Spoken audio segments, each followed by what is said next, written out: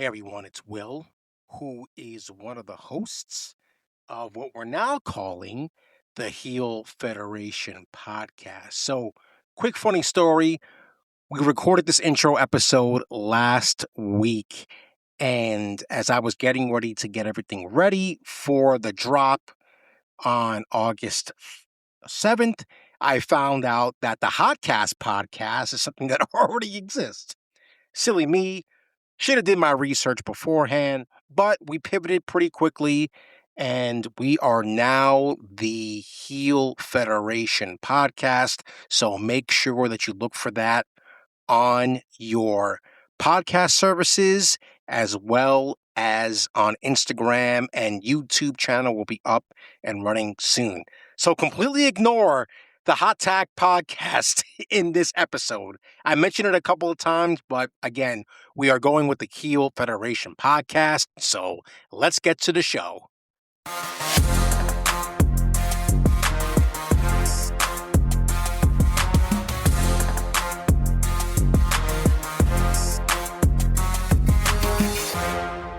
Hey everyone, and welcome to the very first episode of the Hot Tag Podcast, a weekly podcast for fans who still love pro wrestling, still want it to be good, and aren't afraid to call it out when it isn't. I am one of your hosts, Will, and I will be joined every week on this podcast, hopefully, by my two co-hosts, Erik, who also makes appearances on my sports podcast, which is called Two Dummies That Just Watch, and Danny, who is my brother and is making his podcasting debut on this podcast. Erik, I will go to you first. We've been talking about this for months, it seems, and it's finally happening. Sir, what is going on? How are you doing? I'm good, man. It's finally here. We've been talking about this for a while now, and it's finally the day one. Yeah, day one. Why does that sound familiar? Uh yeah.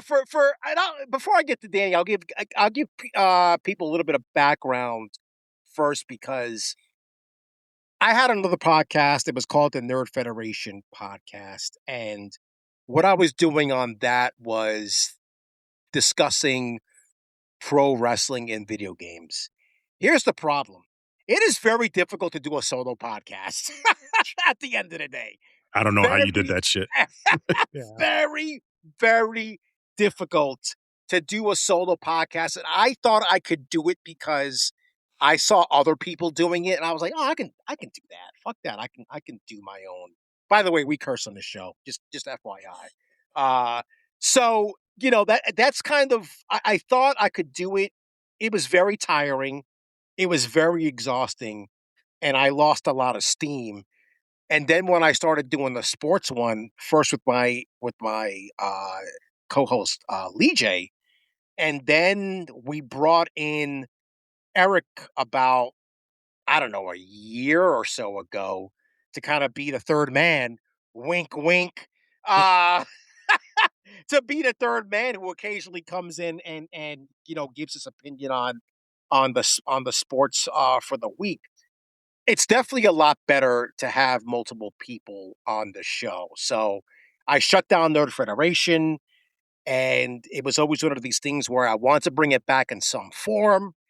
I started talking to Erik about it. And then I was like, wait a minute. My original plan with Nerd Federation was to bring in Danny. That's in the beginning. To do it as well. And I'm like, you know what? Let's just all three of us jump onto this and start doing that. But without further ado, Danny, my brother, making his podcast debut. Sir, how are you feeling right now knowing that this is like the first time you're doing something like this? Are you nervous at all? A little bit. I mean, I'm not sure what to expect. I feel like you've been talking about this for a while now, so I'm glad it's up and going. It was definitely a long time coming, so hopefully, it goes smoothly. I don't, your Two Dummies podcast seems to be working out, so hopefully this will turn into something that'll work out as well. So Yeah, I think it will. I think like Erik, I feel like as though Erik has been more gung ho about this than me. And I think the reason why, and we just had this conversation with EJ yesterday. It's doing all the production, and I put production lightly. It's not easy. It's just not easy to sit there and like do the very light editing that I do. And I'm warning people who are listening to this right now. There is not going to be a lot of like crazy editing in this. There are some things that I am thinking about to add, especially when we get into like doing the segments and things like that. Just little sound bites here and there. It's some things that I gotta work through. But yeah, I think Danny's right. I mean, I think we've picked up some momentum on the sports one that I felt comfortable enough to do it a second podcast. I think that this could be bigger in some ways, and I don't know. I don't know exactly how, and maybe we'll get into it a little bit later because Eric's wearing his 1FW hat. Did I say that correctly? Is that Mm-hmm. Yeah, is yeah. that promotion's called? And they're based out of the Atlanta area, correct? Yep. Yeah. Yeah, so Eric knows somebody who's involved with this promotion that's out of the Atlanta area. So and we want to get that person on the podcast, and that'll happen, that'll happen in due time. But yeah, I think there is some potential here for maybe something greater, but we'll see. We'll see how things go along. But first off, and this is the perfect training ground, I guess, for this first episode because it's going to be different from our other episodes going forward. But I wanted to give people a taste of some of the format that we're going to have going forward, specifically some of the segments. And this first segment really was Eric's idea, and I kind of put a twist to it because here's the other thing, too. I don't want everything to be negative on this podcast. I think that's like the big thing. I see Danny shaking his head already. No, I'm just saying. I said we have the internet for that, so Right. That is very true. Yes. Well said. We do have the internet for that. And I think it's like one of the things where I don't want this to be negative all the time. And here's a perfect example.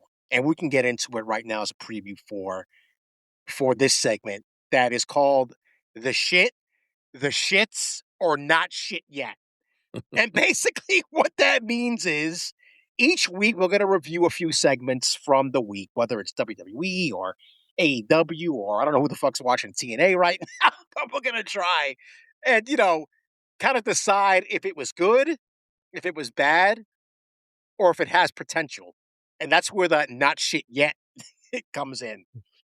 But I think this is the perfect opportunity because it goes to what Danny's saying about the internet being negative all the time. And it was the Joe Hendry and Danhausen segment from, what was it, SmackDown or Raw? What It was it? Raw. Raw. It was Raw. Okay. Listen, guys. I don't watch week to week WWE, and I'll get into that a little bit later. The reaction to that online was insane. Some people were calling it the worst segment ever. I don't know about you two. I feel like I've seen worse. I've seen worse. Yeah, I've seen worse too. Yeah, I mean, hello, Katie Vick. uh, Mae Young giving birth to a hand. I mean, that's way worse than what happened on Raw with Danhausen and Joe Hendry and the boxer that came out later and hit Henry over the head, Jeff Jarrett style with the guitar. But bro, it's like it was their constant complaining about it, but it seems like nobody's ever talking about what's good. Like and the same thing happened last night. Well, before I get into that, Danny, your thoughts on the Danhausen thing? I'm assuming you saw it. I actually did not, but I did see, the online reaction. I guess most of it was based towards the boxer. I think, Yeah, I think fans are just tired of these celebrities coming in, and especially controversial celebrities. I know he has a lot of baggage he does. historically, Right. Mm-hmm. and so to bring him in and to use him in that kind of position, I'm sure that's probably what peaked. Probably what annoyed the fans the most. And that, based on the online reactions, I think most of the complaints was towards him being used. But overall, I mean, I did see that the segment was bad. I didn't watch it live, but the fact that it got so many negative reviews, I could tell you, it was probably was not good. Yeah. Well, I think it was funny, like in the aftermath, and this is what I was talking to Eric last night about. For all the talk about like the creative being like wonky heading into SummerSlam, last night was pretty fucking good. So it's like, which one is it? Is the creative uneven or not? But Eric, your thoughts on the whole kind of Danhausen thing and the reaction to it? I did see it live, and my first thought was, no, Joe Henry is really good at making catchy songs. Yes. That song wasn't catchy at all. That song was like garbage. So I think that made it look bad, but also wrestling fans in general take themselves too damn serious. Yes, it's like, bro, I forgot who said this before, but they say like wrestling is like a buffet. Like if you don't like this type of food, go down the line to the buffet and go get that food. Right. So there's room for comedy. You're going to have your segments for comedy. I mean, Santino Marella made a living out of it. Yeah, R-Truth is making a living out of it. So there's room for that stuff. So, I mean, was it kind of dumb? Yeah, but I'm not going to get online. And I saw this one video that this guy, he beat you in curse words. Well, it was like, it was like F-bombs galore about the Danhausen video. I'm like, come on. It's not that serious. Don't take it that serious, man. It is what it is. It was a comedy bit for that 10-minute segment or whatever the hell it was. Did it go a little too long? I agree with that. Maybe it did go a little too long. Right. But other than that, it is what it is, man. We see this we've seen this in the 80s and the 90s and the 2000s, and we've seen it now. Yeah, I mean, I think another point too. I mean, it was the same kind of reaction. It was the clip going around of, I'm sure you guys saw. I didn't watch it live, but like Orange Cassidy was on the top rope, then he comes down to the second rope, and then he comes down to the apron, and then he comes down and then does the elbow on one of the guys from the man. But it's just like, and people were complaining about that. It's just like, but that's his whole gimmick. Yeah. It's just like, what are we? We're complaining about one guy on the AEW roster that does this, and you make it seem like it's every fucking match.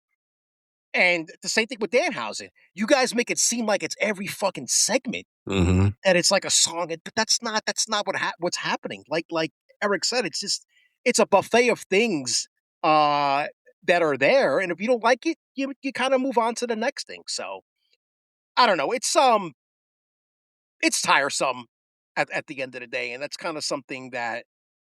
Yes, are we going to call out things that are bad? Absolutely, but I don't want to do it in a way where we're literally or figuratively taking a shit on somebody, because at the end of the day, guess what? We're not out there doing this. Mm. You know what I mean? So those comedy segments are never going away. So. no, they're not. And like Eric said, it's been happening like for so long. Do I like it? It depends. Bro, listen, I see Santino Marella come on my screen and I'm laughing my ass off. Right. Danhausen, the last couple of months with whole shit with the Knicks and all of that stuff, bro, the dude is over. You can't deny that, so let the dude have his segment and then you move on. The one thing I am worried about, and Danny brought it up last night with him texting, was them driving him into the ground. Oh, they did. I could see that. And I feel like it's kind of happening. Go ahead, Danny. You going to say something? Yeah, I just feel like it'll gain traction again if he has something to like curse. Uncurse. Kind of like the Knicks run. He needs like another Knicks run. So maybe football season, he can use that to like gain some steam again. As long as he's able to uncurse stuff and it works, I feel like it's gonna keep going. But I do see there's an issue.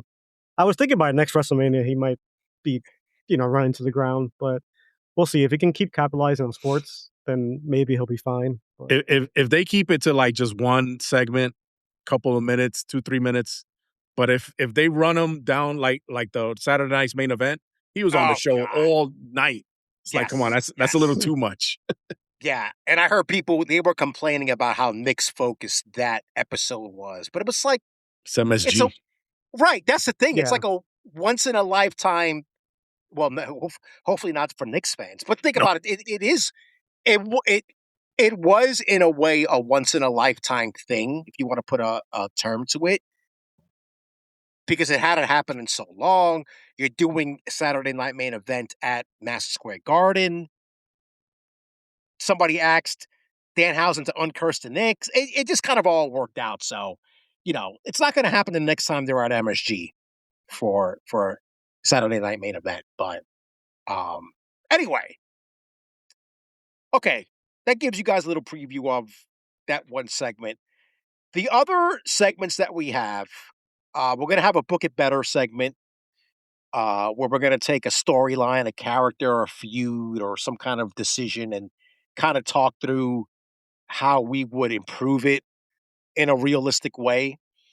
Um, we're also going to have what we're calling a nostalgia intermission. And this was another idea that Eric came up with. Because we do, for the sports podcast, we do a halftime topic. And it's basically anything, right? It's almost a free for all. But I think with this, it's going to be a little bit more focused to where we're going to talk about something from our past, whether it's an old wrestling memory or cartoons we used to watch or even video games and wrestling games and action figures and old TV shows and things like that. At some point, what I want to do, I got to figure out how to do this. We should like watch old pay-per-views, right? Yeah. And kind of like give our reaction to them as we're, as we're watching them because yeah, there's so much that we can choose from. So You know which paper you bring that up? Which pay-per-view I want to go back and see because I think all three of us were at it. Was it SummerSlam 98? yeah, yes, Yeah. Bro, Yeah. I don't remember nothing about that day. I don't know what the hell it is. The only thing I remember is that fucking blimp all flying yes. around. I remember that. I I don't remember that. it's crazy. It's crazy. I actually rewatched that recently, Oh, and I really? didn't real. Yeah, I watched it like maybe a few months ago. I guess I'm trying to rewatch the pay-per-views that I've been to. So I started with SummerSlam, and I didn't realize Edge debuted on that pay-per-view. Oh, did he So really? Wow. Okay. so so that's Damn. something worth rewatching again. No, I think it is. It's funny because it came up on my reels the other day with Stone Cold making the entrance with the glass breaking. Mhm. I don't even fucking remember that happening. But just for background, so us three, we actually, for the audience's knowledge, we actually used to go to a lot of shows together because my mom was able to get tickets to her job at the post office where they bought this like subsection of tickets. And Jesus, how many fucking house shows and Raws, SmackDowns, and pay-per-views that we went to during that time? It was a lot. Yeah, There were definitely a and lot during that time. I know Yeah. we went to Royal Rumble. We went to Yes. one we went to WrestleMania when Yep. Went to WrestleMania was still in a regular arena. So yes. Right. Wait a minute. WrestleMania Which WrestleMania you guys went to? 20. 20. 20. That was Nice. Benoit. Yeah. Can't Yeah, talk that Are was about we him. no, are we'll we talk allowed to say about his it. name? Yeah, we are. He's not like Voldemort. It's fine. We can talk about Benoit. I know Guerrero was there. Yeah. Right, because he beat Angle. Uh And, they had the match that everyone was booing, Goldberg versus, Lesnar. I yes, think because Lesnar was leaving and they were both leaving, I think, that's right. or Yeah, yeah. That was you know what the funny thing about that whole Lesnar match? And I think this is where pro wrestling started to get ruined for me a little bit because that was like the first time the smart marks really Oh. made their like themselves known. Mhm. So I started going down the rabbit hole and I subscribed to fucking Mhm. Meltzer. We went down And that the was the Meltzer first time rabbit I hole. yeah, yeah. Oh God. He's gonna come up on this podcast. Because they're at some point I do want to talk about that whole I don't even know what to call it. wrestling journalism, if you even want to call it that, because I've got a lot of things to say for the audience. As a former journalist, I have many things to say about those people, the Meltzers of the world, the Sean Ross Sapps of the world, even the Chris Van Fleet, who, by the way, you think he paid for that fucking seat last night? No, he didn't. Yeah. I was surprised he was there. I rarely see him at these shows. Yeah, I was surprised. I was surprised he was there too. And he was sitting right smack in the middle, front row. So at SummerSlam, I'm sure he'll be back there tonight. Um, so yeah, that's the nostalgia intermission.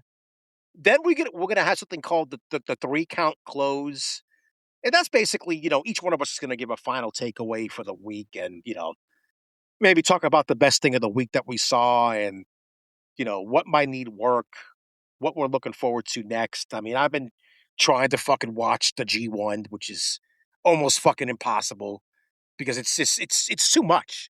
Mm. It's just like it's I watched the first night.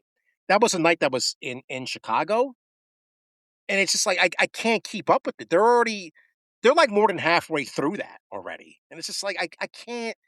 It's just too much wrestling on TV right now. I was telling Eric too that I started watching Maple Leaf what is it? Maple Leaf Pro Wrestling, right? Yeah. That's the one with Scott D'Amore up in Canada. And I'm like, this is awesome, but it's like where am I gonna fit this in? Like Where the hell did you see Maple Leaf? What channel was that on? it's on my AEW. Oh, okay. Oh, that's right. You did Yeah. tell me. Yeah. Yeah, it's on my AEW. Who, by the way, guys, and because Eric's wearing the hat, what FW was on my AEW. Mm-hmm. So if you guys want to get an idea for what's going on in that promotion, I highly suggest going to my AEW. And man, that whatever they're doing there, that is like a pro wrestling fan's dream because there are so many fucking promotions. They Yeah. just announced 8 more the other day, I think. If I'm not Yeah. If you want to see like some, because I was front row at 1FW for Summer Stage 2, which was their WrestleMania a couple of weeks ago. If you want to get on my AEW, check that out, bro. There's some crazy matches on there. Darby Allin, probably the bloodiest match I ever seen in my life. Not surprised, bro. It was ridiculous, and I'm surprised I didn't leave there with hepatitis because I was so close. I was so close to that blood; it was unbelievable. But yeah, 1FW is a local promotion out here, and one of my coworkers works with them part time, like as a ring announcer. So she was able to get me backstage. I met Jay Lethal. I met Jonathan Gresham. The New Age Outlaws were there. It was a cool experience. It was good to see that as a fan in their locker room those guys doing their element, like at their element. that's interesting. I didn't want to bother nobody, man. I was on the corner. I was just watching them. Yeah. Stokely Hathaway. Yeah. Stokely Hathaway was there, like prepping his match that he had. Mm. And it was a cool experience to see that. And then after the show is when I, kind of shook some hands and got to meet them because I didn't want to bother them before the show. But it was good. It was good to see that on as a lifelong pro wrestling fan, to be in that environment of them in their locker room. It was pretty cool. No, that's really fucking cool. It's funny because Gresham wrestled on that first episode that I was watching. Maybe he wrestled. Oh God, it used to be in the Dark Order. Oh shit! Is it Grayson? Stu Grayson, right? That's his Stu, name. yeah, that sounds familiar. Yeah. It's Stu Grayson. He's the if I'm not mistaken, I'm gonna look it up right now. He is there, at least as far as when I watched it. He was their he's their interim Canadian champion. So another promotion that does interim champions. Speaking of things I don't like, I feel a rant coming on. No, I'll save it. I'm gonna save it because I don't. I'm glad AEW got rid of that because I don't. It doesn't make any sense to me to do that. Just fucking, aren't they doing that tonight? Yeah. Right? For the women's title, right? It's like, what are we doing? Like, so dumb. Anyway, I'm not gonna get into it because that's gonna be too much. Okay. So I told these guys, I want to since we're new, obviously, to a lot of people that are listening, I want to give people an idea of who we are as pro wrestling fans. And I think this will serve as a nice base. And I think as we go on, as the weeks go on, people will get a better idea of our likes and our dislikes and our preferred promotions and all this other shit and like what we like to what we like to watch. But I'll go to Eric first on this first question. And I'm sure it's gonna be I feel like we're all gonna have similar answers in some ways. Because we all been watching pro wrestling about the same amount of time. Maybe not for Danny because he's younger than us. Um, but it probably is very similar as far as like the number of years. But Eric, in a nutshell, I know this is like impossible for us. How long you been watching wrestling and like what brought you to it to begin with? So, I mean, it has to be 40 years watching wrestling. Some of the memories that I remember when I was younger, how it got started was, believe it or not, was with my grandmother. So my grandmother, she used to watch like the Mexican wrestling that used to be on the Spanish channels at night. Mm-hmm. And me and my brother would watch it with her all the time. And Wow. Okay, that's cool. for like, I forget what time period it was, but my brother lived, my parents let my brother live in DR for like 2-3 years when I was a kid, when I was 6-7 years old. And when my brother came back, so he lived at my grandfather's house, which was across the street from the television studios where they used to shoot wrestling in Oh DR. shit. Oh, Okay. wow. So my brother saw Ric Flair, because when Ric Flair used to do his, go to different countries, Traveling. Yeah. Yeah. traveling, yeah.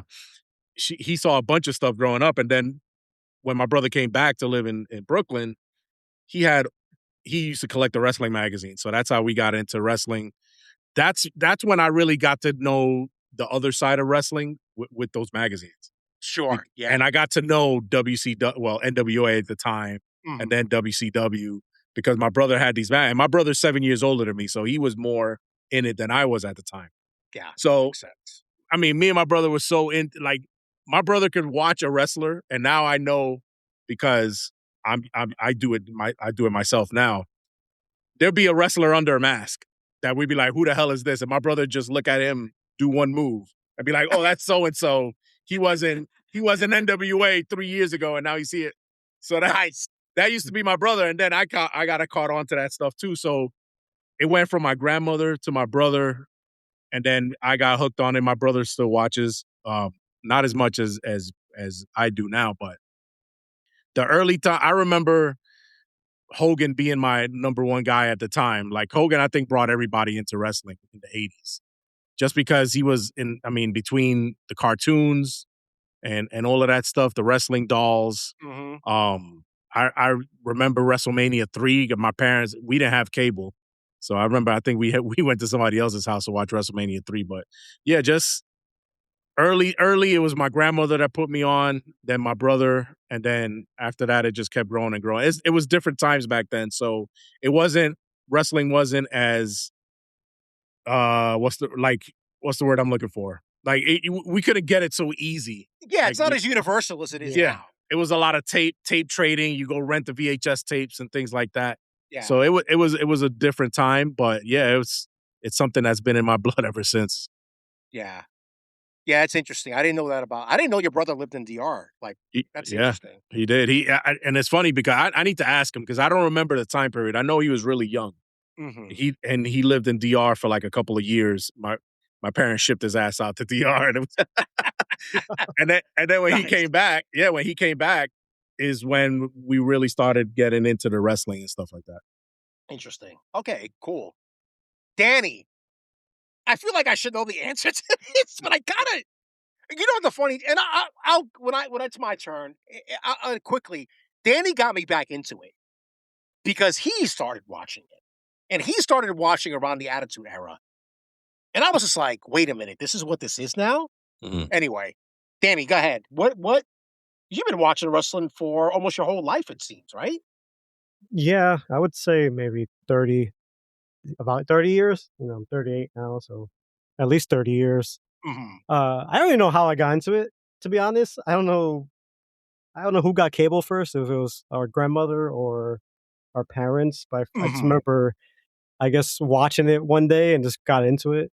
Um, and then I watched it for years, and then I actually stopped watching it. But then Yes. my kids got me back into it, and now Right. I still watch it, but they don't watch it anymore. So I guess it kind of goes like in a cycle. Mhm. Yeah, it does. Um, I guess back then, like you said, I came. It was like the Attitude Era, so Shawn Michaels was my favorite Oh, wrestler boy. back then. Um, and then Eric shaking his head. and then the whole Triple H thing when Shawn had to go out with injury, so Triple H Mm. kind of carried it forward, and he was he was my favorite wrestler until like I stopped watching the first time.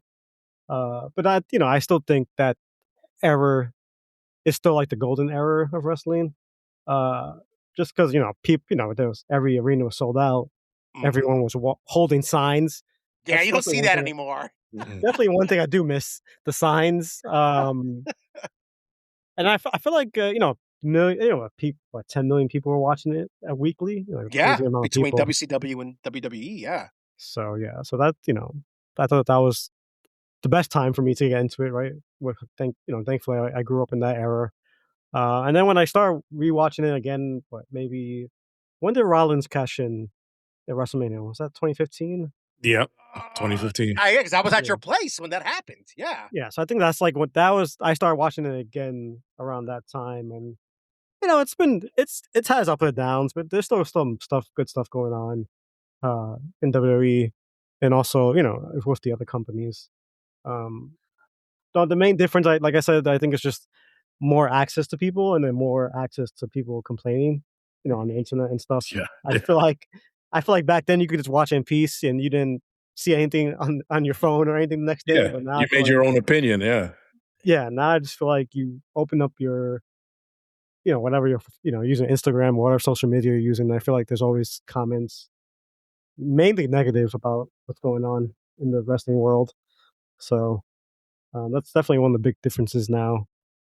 But yeah, I'm still glad I watch it. And I'm glad to be doing this podcast with you guys. So hopefully it works out well. Yeah, I think it will. I think it will. Yeah, it's funny, Danny, listening to Danny talk about because and I think Eric too. You went through like phases where you stopped watching and then picked it back up again. I remember watching the first WrestleMania only because we had to go to our uncle's apartment because he was one of the few people that we knew that had cable. Um, and Danny wasn't born yet, obviously. So I do remember that first one. There were King Kong Bundy, not King. I'm sorry, Mr. T Mr. T, yep. Mr. and T. Hulk Hogan, and then Yep. WrestleMania 2 was the King Kong Bundy one in the blue steel cage. Because don't forget that second one was in 3 different places. Yeah. It was in LA, Chicago, and New York at Madison Square Garden, and then obviously Which WrestleMania 3. which So, which they're trying to bring that back next year. I feel like with the New York shows and the Saudi oh Arabia yeah, shows. yeah. Eric, Danny and I were talking about going to that AAA show, so if you want to come up. Oh, during WrestleMania, right? That's what Yeah, it is? yeah, that AAA show has got our attention for sure. Um, but yeah, I mean, Hulk Hogan's my guy. I mean, we'll get into that a little bit later, but I mean, that's kind of he's always been my guy. I'm actually wearing, gonna put the camera down. It's the half Hogan, half yellow and gold, and half NWO black shirt. Yeah, it's funny because I was thinking about like it'll probably be a little bit over 40 years now. And thinking about like my likes and dislikes over that time because I mean I went from somebody who strictly watched WWF/WWE to someone now who mainly watches AEW, and there are a lot of reasons for that, which I'm not going to really get into now, and I think that'll become more apparent as the weeks go on. But I still watch everything. I'm even if I'm not watching WWE week to week, I watch all the PLEs for the most part. Or yes, the PLE. I hate that fucking term, by the way. It's a fucking pay per view. Um, I been watching New Japan now for almost 12 years, which is fucking crazy to think about how I fell into that. And one day I'll get into that story.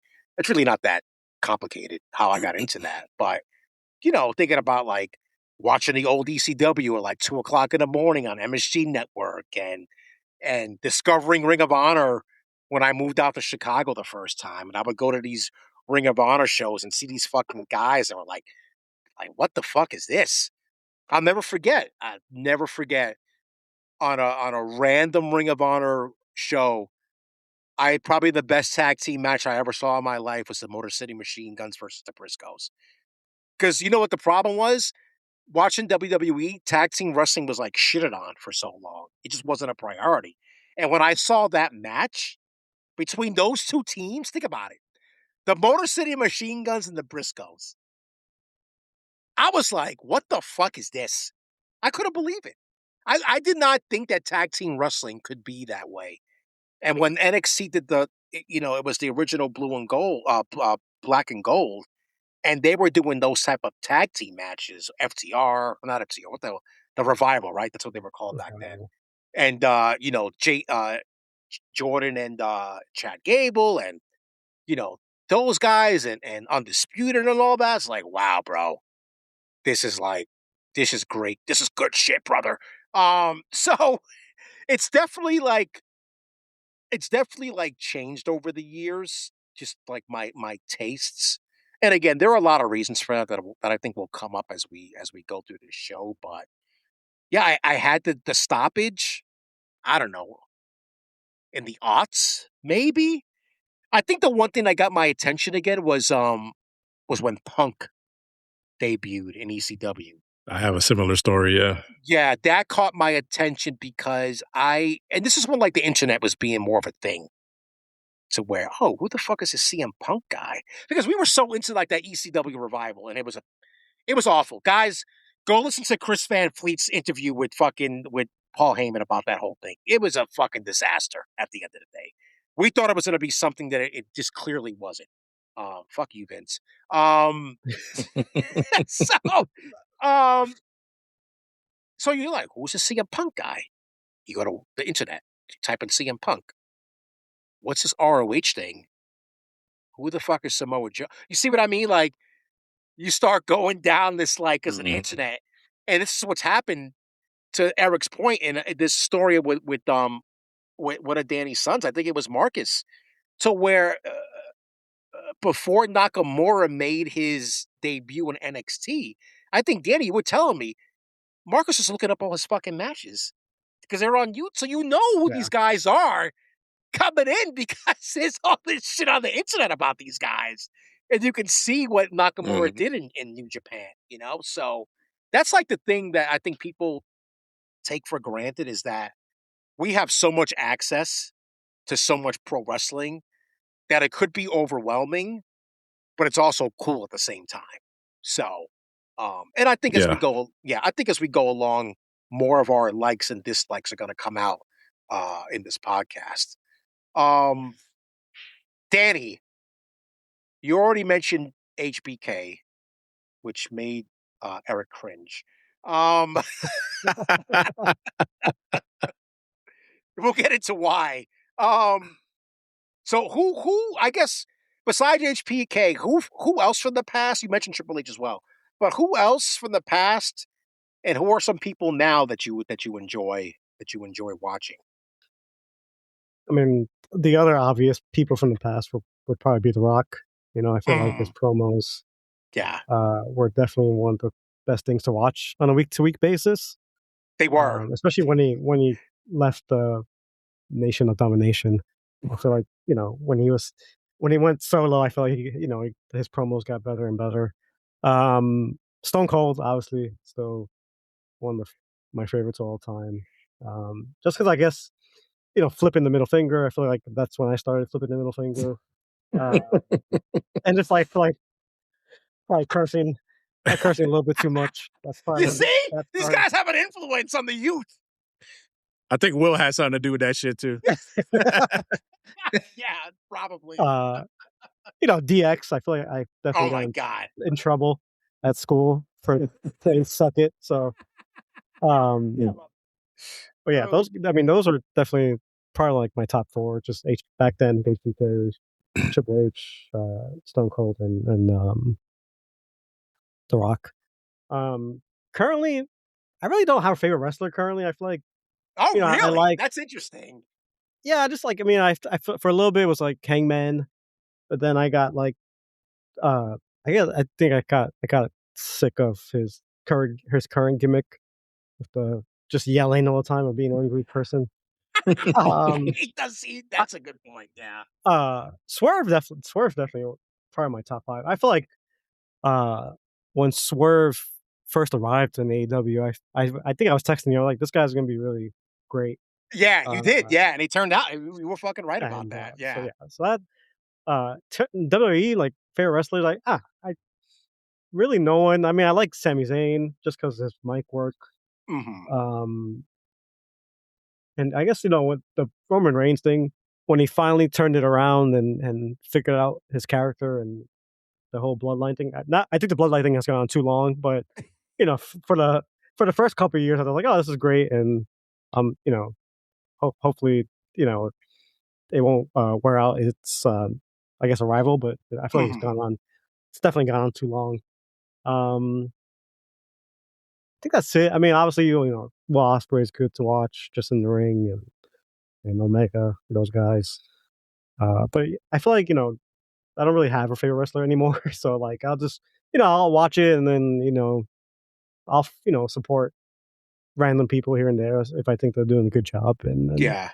and I'll pay attention to that kind of stuff. Interesting. Eric. Sorry, I already know what's coming. So, I mean, Say what you got to say because I got something to say about Eric's house. yeah, I know you were going to bring that Yeah, up. I knew yeah, you were going to bring yeah, that up.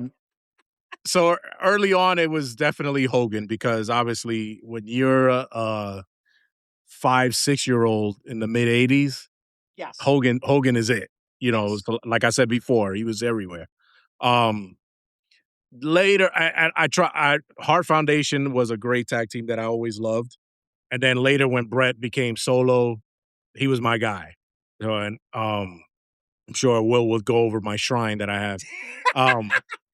But but it was back then. It was I love tag team wrestling, so it was the Heart Foundation, Demolition.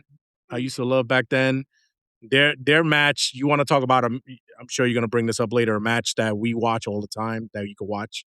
Heart Foundation versus Demolition at SummerSlam is one of my classics. Mr. Perfect.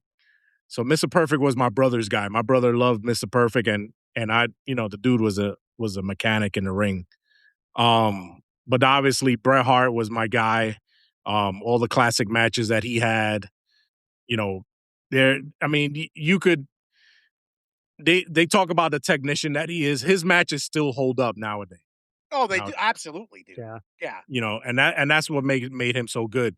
I would say now, similar to Danny, I would say CM Punk is probably my next favorite. I don't have like a quote unquote super favorite like I did with Bret Hart when I was a kid, but I think similar to your story, how I left wrestling for a little bit. I said I left. I wouldn't say I left completely, but I would watch when I can. I would I say left completely. That's interesting. yeah, I would say like between 2001 and 2005 is when I didn't watch much. But then when the ECW came around and the CM Punk dude just intrigued me. It's like his promos were different. He had a different look, all the tattoos and stuff like that. That's exactly why. Yeah. So I started to get back into it, and he was good in the mic. He was good in the ring. So he kind of got me back in, the whole Summer of Punk thing. And that's what kind of got me back into wrestling again. But besides Punk, man, I can't really think of a favorite. When Punk was gone all those years, I watched wrestling just to watch it because it was like I didn't have a favorite. And I'm just thinking of like in the Attitude Era, definitely Rock. Rock was a funny promo and good wrestler. Yeah, it was with me. It was weird because it was like the early '90s. you know, because that was like Bret Hart's era. I could understand. I could watch a lot of those wrestlers that weren't quote unquote superstars, but I like watching them wrestle. Yeah. Tatanka, always for some reason, I always liked Tatanka. That, you know, for some reason, I don't know. Don't ask me why. But yeah, it was a weird back then. It was, I think it was right now comparing it to nowadays where you could, like you said with your son, he saw Nakamura and he just looked him up and started seeing that. I think that's cool, but I also think I like the mysterious guy coming out of nowhere. Where's this dude from? Right. Yeah. You know, Yeah. and because that's when the territories were back then, where a guy could do 6 months in one territory, go back and go somewhere else for another territory, and then you have no idea who this guy is because he was in a Mhm. different.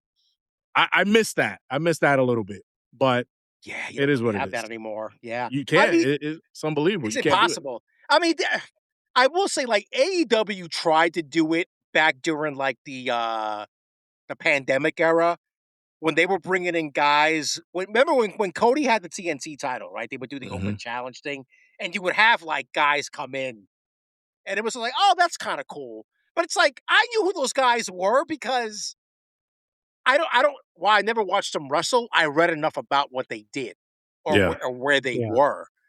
So they kind of did that, but nobody really does that anymore. So I don't know. It's yeah, it's interesting that that territory thing just doesn't exist anymore. Yeah, So and I got a little feel of it. So back, I would say about like 2015, when and guys, just a quick background. 2015, 2013, I moved from New York to Georgia. 2015, I was in an accident where I lost my leg, and I had nothing but time where I was like recuperating from my accident. mhm. So I had plenty of time to dig into, like, I started getting ROH. Like, there was a local channel Mm. that Mhm. was showing all ROH. That's when I learned I about. remember that channel. Yeah, yeah, Yeah, yeah, I learned about Adam Cole and yeah, all of these guys. I saw a little bit, and there was a New Japan channel where I saw some of that wrestling going on. But yeah, it was that a little brought me back a little bit because I'm watching ROH for the first time. I don't know who these guys are, yeah, so that kind of brought me back to when I was a kid. yeah, yeah. That's cool. Uh, yeah, I think. I mean, Hogan. I mean, it's just come on. If you guys look at the video, this I have so much. I bought this when I was down in the Atlanta hanging out with Eric, and it's a Mr. America fucking Funko Pop. Who's that under that mask, brother? Yeah, yeah. That was so. You want to talk about cringe shit, guys? Come on, that whole thing was fucking cringe. Yeah. Holy shit. I mean, yeah, it's Hogan. It's you know, and then later on, it was Stone Cold, obviously, The Rock, The Undertaker. You know, Eric always makes fun of me, but I don't know. There's something about like that gimmick that I just love that shit. I don't know why. Again, you want to talk about cringe? You know what I mean? Like, come on, guys. Um, the funny thing about Bret Hart. Here's the funny thing with him. I didn't have an appreciation for him at the time, and it wasn't until later when that kind of his style kind of became my like preferred style in a way, if that makes sense. Like that ground based.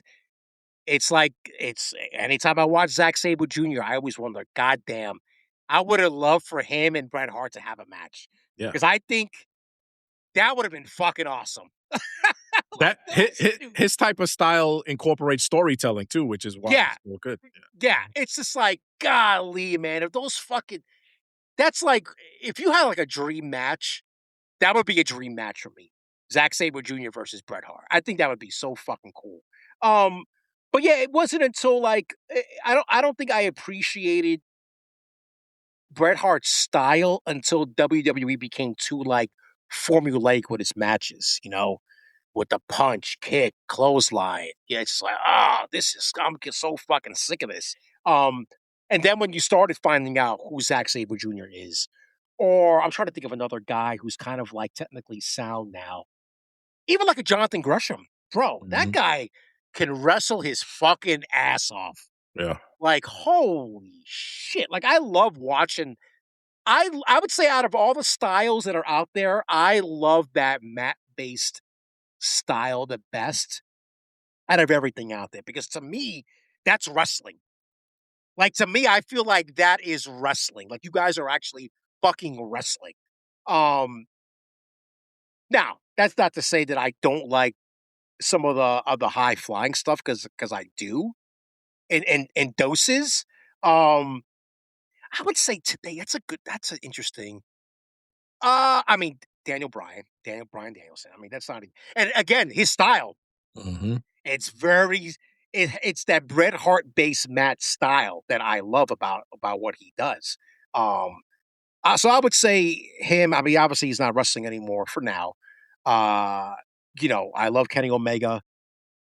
I love what Will Ospreay does in the ring, and it makes me angry because I've seen him be more mat based because he's done it in New Japan, and I don't know why he doesn't do it now. Um, I do like Swerve. I I I'm not the biggest fan of Punk as a person because I think he's a piece of shit. Add that to the thing's not back there, Eric. I noticed that. But I like Yeah, him. I had to change it up. Yeah, I like his style, and his fucking promos are obviously gold. Awesome moonsault. Yeah, never do that again. Never do that again.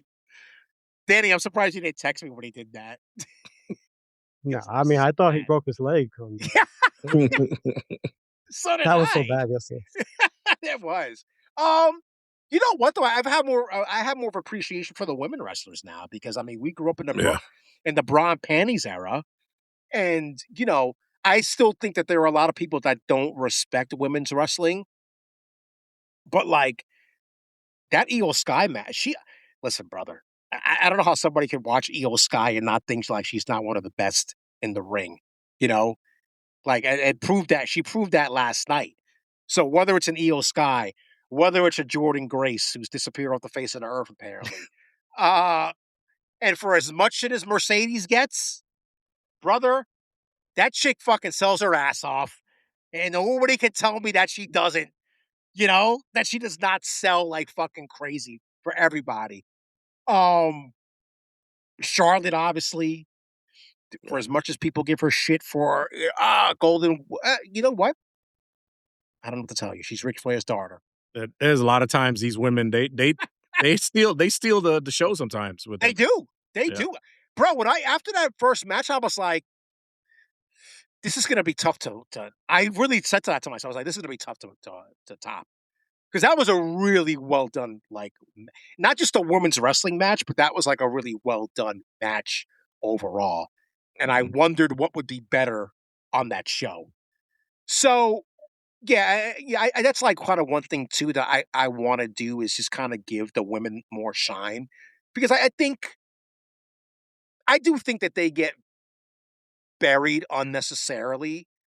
Um, and sometimes they're better fundamentally than the guys. Yeah.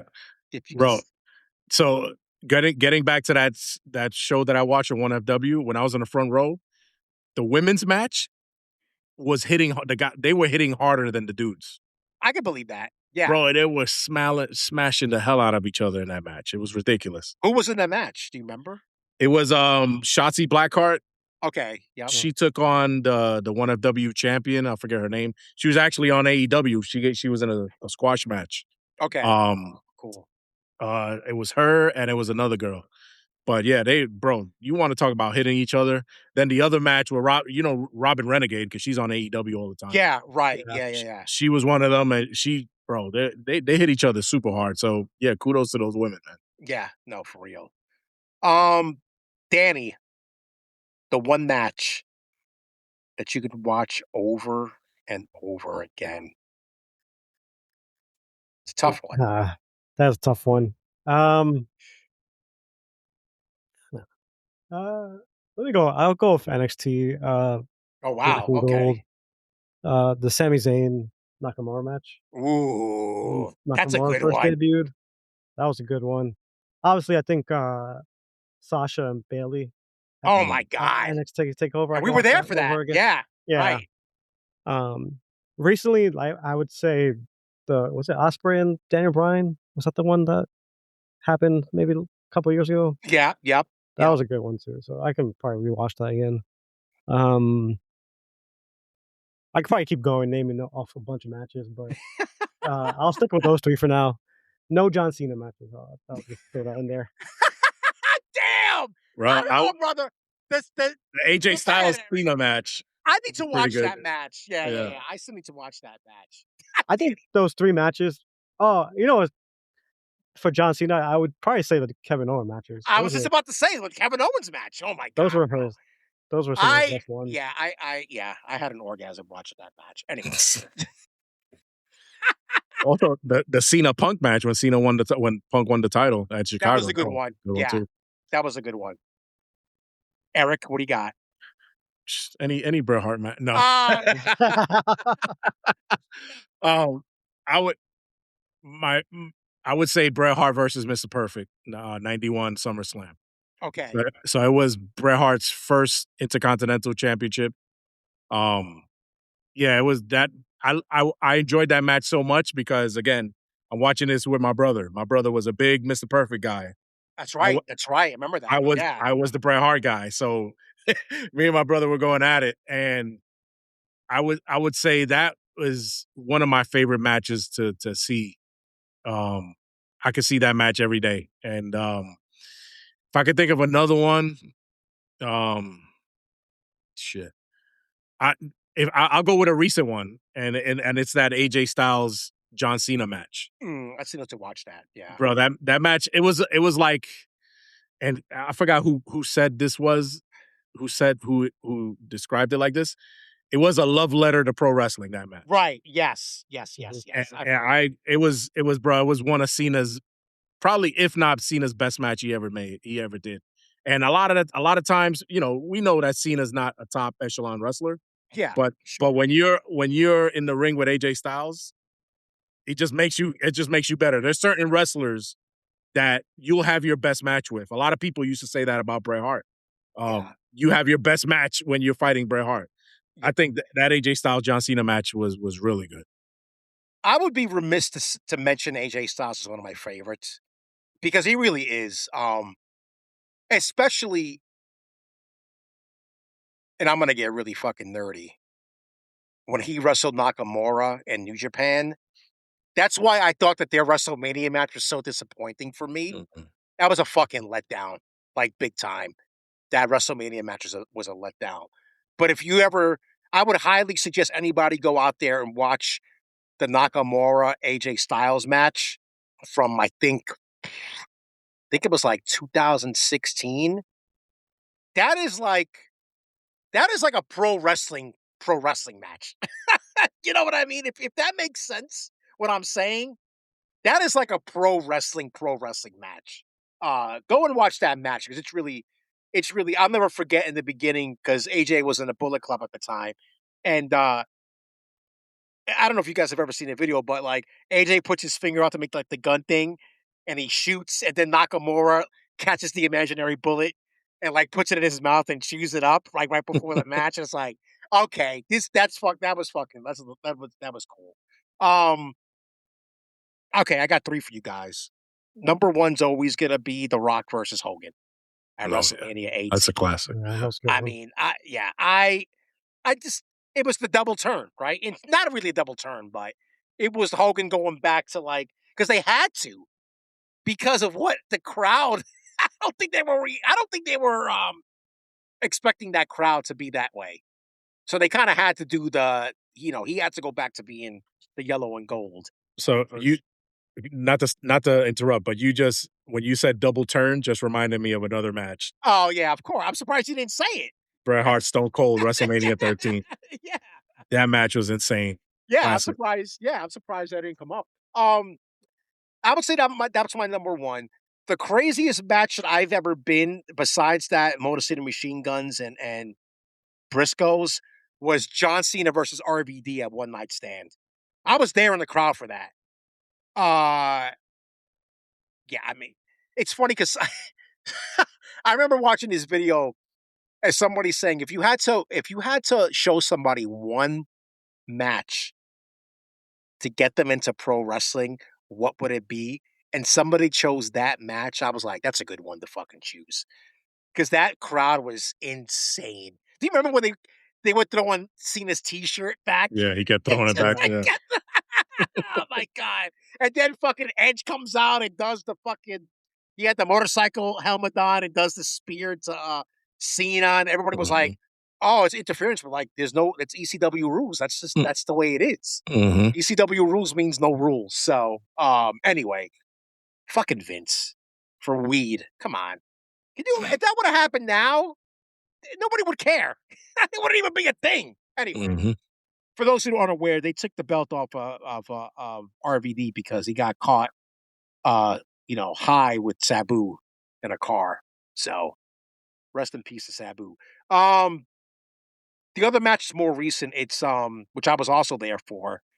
It was Kenny Omega versus Bryan Danielson at the first Grand Slam that they did in New York City. That was fucking insane. And Danny, you were there for that, obviously. We went to that show. That was, I stood the whole match. Because where we were sitting, there was nobody behind us. So I could stand the whole match. I was like, this is fuck. They won an hour, which I don't know how I feel about that. It was an hour draw. I was like, I don't know how I feel about that. Old school, right? Very old school. Yeah. The Broadway draw. But my God, that atmosphere in that fucking arena that night was, because it was the first time AEW did that. It was the first time they were in New York City, and the first time they had done a wrestling event at a tennis stadium. You know, so it was a different atmosphere. So anyway, yeah, that was one that definitely sticks out of my mind for sure. I need to go back and watch that Cena AJ Styles match. You know what match I have never seen that I need to go back and watch? Remember when they brought in AJ Styles to wrestle Balor because there was somebody got hurt or something and they had to bring somebody in? Yeah. Yep. I need to go back and watch that because I've never seen that match. So I also think what makes a match is the crowd. The crowd has to be in it. Yeah, it has to be a hot crowd. Yeah, I completely agree. Like that's like one thing. And I go back to that when Danny and I went to Brooklyn for the that first NXT show. Bro, people were losing their fucking minds during that Bayley and Sasha Banks match. You know, that crowd is part of what made that match so great. Was just the atmosphere. That crowd was losing their shit for, was it Blue Pants? Blue Pants City? Yeah. Blue Pants. Yeah, remember? Yeah. They shit. were. Was Enzo and Cass on that match? In that bro. Yeah. I think they were in the pre-show, but they were in the pre-show. But bro, that place was so loud when that music hit, and everybody did the thing word for like the whole thing word for word. It was insane. It was a. I'll never forget going to that first. I missed that era of NXT because I thought that was what current WWE was going to be with Triple H, and that hasn't. We can get into that. I'm not going to talk about that now, but yeah. You guys have like a favorite gimmick match? Ooh, that's a good one. Money's on a pole match. Human money. Yeah. Danny, do you have one? What? I don't know if it's a gimmick. I guess the first TLC, with oh yeah, that is a gimmick match. Yeah. So I think the worst gimmick matches, those Inferno matches, those were. Oh boy. Yeah.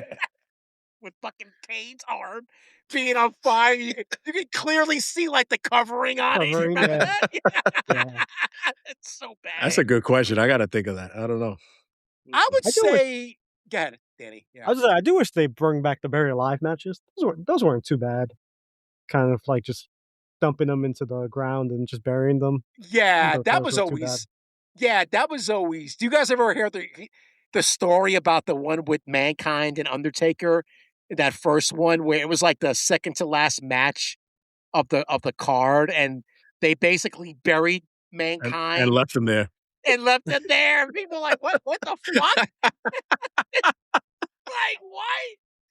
Obviously, man. there's like a trap door somewhere, right? Yeah, But yeah. Yeah. very, very funny. I think I don't want to say a best match, but for some reason when I think of gimmick matches, I think of when I think it was Triple H when he was still Hunter Hearst Helmsley gimmick when he fought Henry Godwin in that pig barn Oh my match. God. Yeah. That was crazy. But wasn't that like a punishment?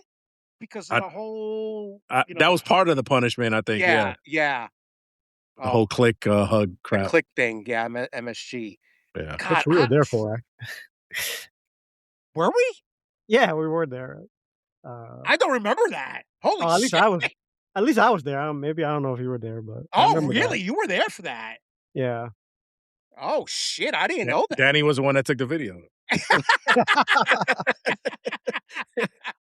I forgot Did what the you? main event was, but I just remembered them coming out to hug each other, and I just thought that was weird because I think they were heels and faces Right, hugging each other. right. So Oh, interesting. That's new. Wow, I never knew that. Look at that, guys. All these years later, I find out something new from my brother about wrestling. Um, God, a gimmick man. I mean, Hell in a Cell. I think, which is funny because we just saw one last night. Those first few were just like fucking crazy, and obviously, Yeah, I was with Eric when Undertaker threw Mankind off the top of the cell. even the one where Triple H pedigreed Mankind Oh, through the cell too. that's That right. was bad. That's right. Yeah, that was. Yeah. Um, yeah, that gimmick stuff was like hit or miss with me. Like the way I look at it, and I always complain about this with you guys because I feel like there's just too much.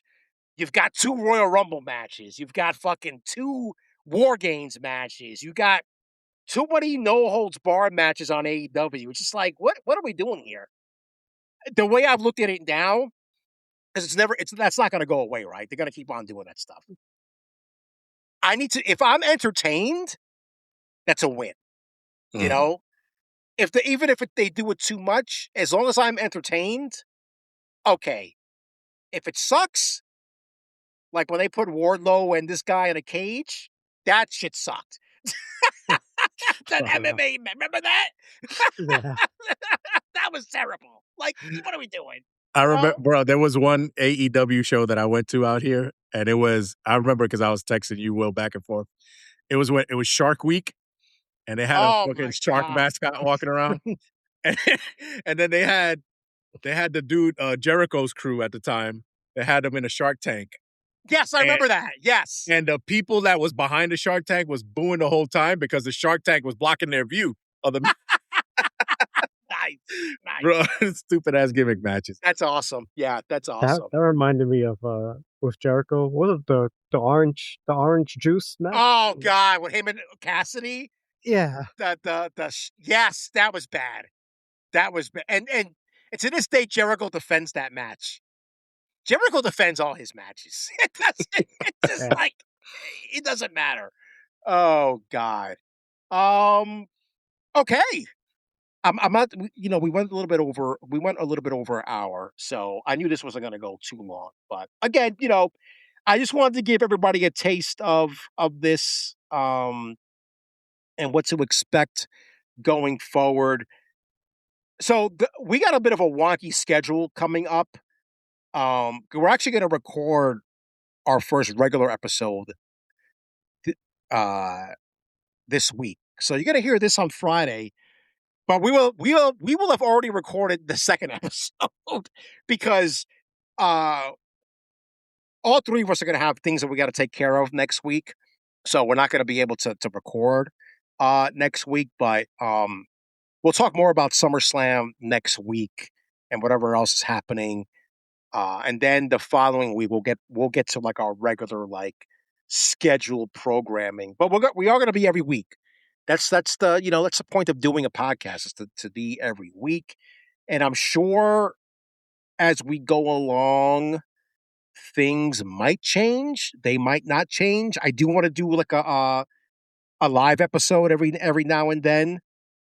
I do want to do a watch along at some point. There are ways that we can do that. But yeah, Erik, any closing thoughts before we get out of here?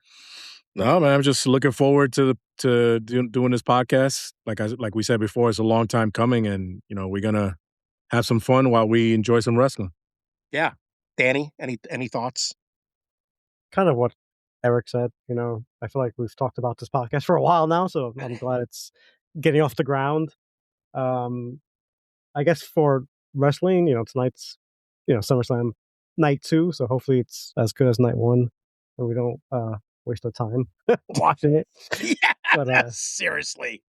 But I guess we'll see how we'll talk more about it next time. But Yeah, get ready about the negative comments for the human money's on a pole match. Oh yeah, you know what's gonna happen. I can already see it. So and that ladder match is going to be probably a shit show, but yeah, hopefully a good one. Sometimes they're good, sometimes they're bad. So we'll see. Yeah, for sure. All right. Yeah. I think that's it. I don't really have anything else to say. We'll get back at it on we're gonna record again on Thursday. And yeah, that's gonna do it for us for the Hot Tag Podcast. I gotta remember that now. And not say two dummies that just because I almost said it in the beginning. I was like, "Oh wait, this is not the right. That's the other podcast." Oh, by the way, Instagram. We are on Instagram. I don't have my phone on me. It's somewhere. I probably should have brought this up. It is follow us on Instagram.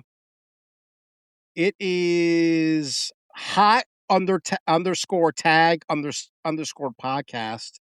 So follow us there.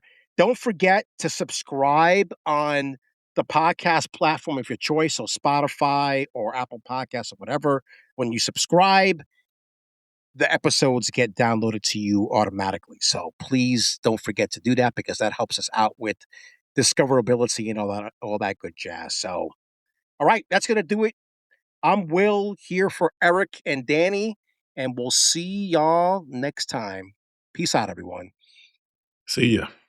See ya.